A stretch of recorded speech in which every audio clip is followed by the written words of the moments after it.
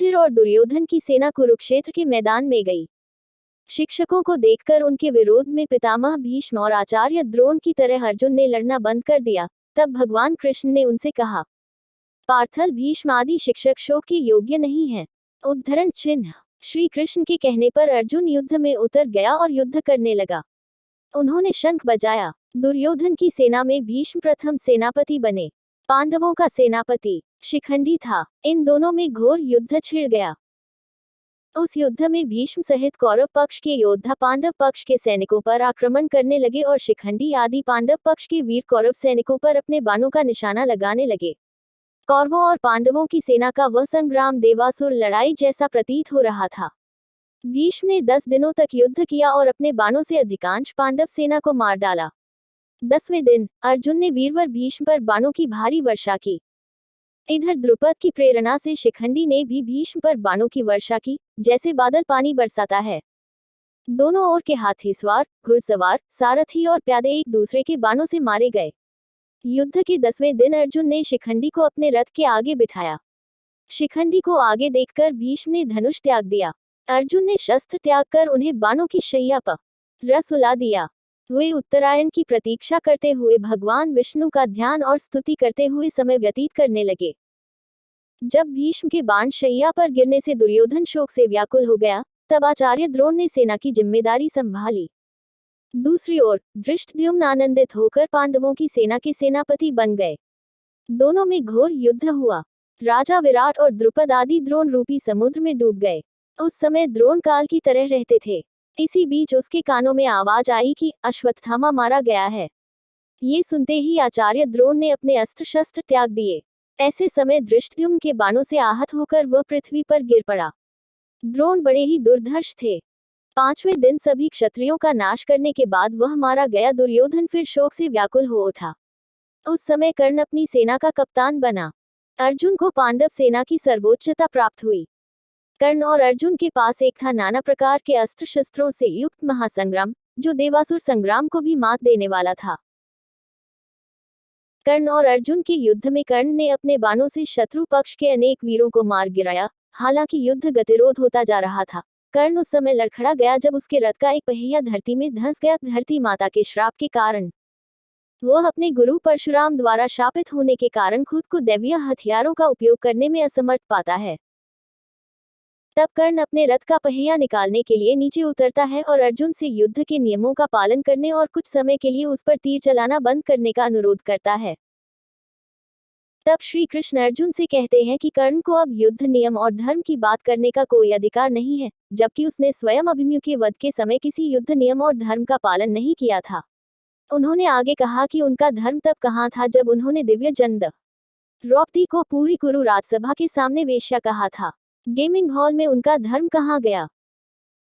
इसलिए अब उसे किसी भी धर्म या युद्ध नियम की बात करने का अधिकार नहीं रहा और उसने अर्जुन से कहा कि कामना अब असहाय है, ब्राह्मण का श्राप फलित हुआ, इसलिए उसे मार देना चाहिए।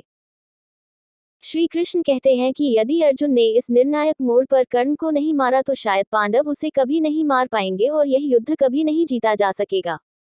फिर अर्जुन ने एक हथियार का उपयोग करके कर्ण को मार डाला। कर्ण के शरीर के जमीन पर गिर जाने के बाद राजा शल्य कौरव सेना के प्रमुख सेनापति बने, लेकिन वे युद्ध में केवल आधे दिन ही रह सके। दोपहर तक राजा युधिष्ठिर ने उसका वध कर दिया। युद्ध में दुर्योधन की लगभग पूरी सेना मारी गई थी। अंततः उसका भीमसेन से युद्ध हुआ। उसने पांडव पक्ष के कई सैनिकों को मारने के बाद भीमसेन पर आक्रमण किया। उस समय दुर्योधन के अन्य छोटे भाइयों को भी भीमसेन ने गदा से प्रहार करते हुए मार डाला। महाभारत युद्ध के उस 18वें दिन रात के समय पराक्रमी अश्वत्थामा ने पांडवों की सोई हुई अक्षौहिणी सेना को हमेशा के लिए ला दिया। उन्होंने द्रौपदी के 5 पुत्रों, उनके पांचाल भाइयों और धृष्टद्युम्न को भी जीवित नहीं छोड़ा। द्रौपदी निःसंतान होकर रोने लगी। तब अर्जुन ने सीत के अस्त्र से अश्वत्थामा को हरा दिया। उसे मारा जाता देख द्रौपदी ने स्वयं अनुनय विनय कर अपनी जान बचाई। अश्वत्थामा ने इसके बावजूद उत्तरा की कोख नष्ट करने के लिए दुष्ट अश्वत्थामा ने उस पर एक अस्त्र का प्रयोग किया, लेकिन श्री कृष्ण ने उसे बचा लिया। उत्तरा की वही अजन्मी संतान बाद में राजा परीक्षित के नाम से विख्यात हुई।